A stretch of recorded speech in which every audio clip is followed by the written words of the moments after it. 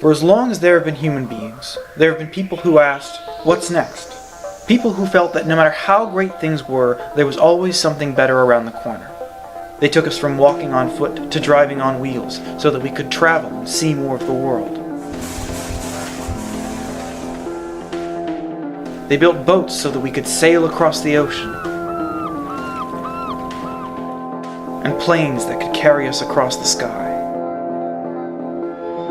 And even when we'd conquered the land, the seas, and the skies, there were still a few crazy people who wanted to know, what's next? That's one small step for man. The spirit of what's next has brought us microchips that power everything from robots to radio telescopes. It's given us the internet, the web browser, and the search engines that bring it all to our fingertips.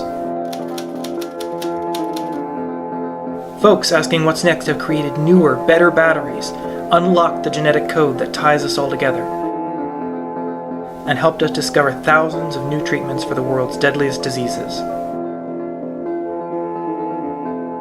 And now, as we ask what's next, we're opening doors on new frontiers in nanotechnology, green energy, and artificial intelligence. But today, asking what's next is getting harder and harder, and the future is looking less and less bright.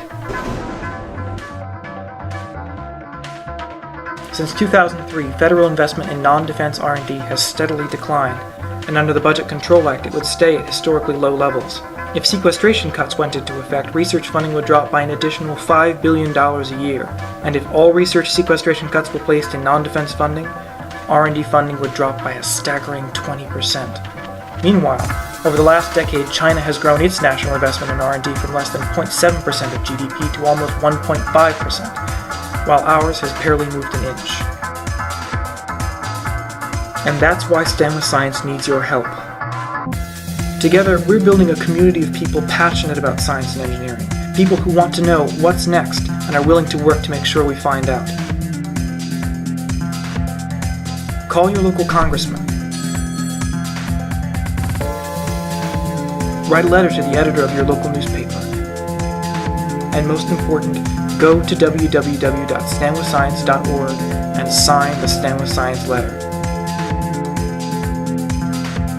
But hurry, because time is running out.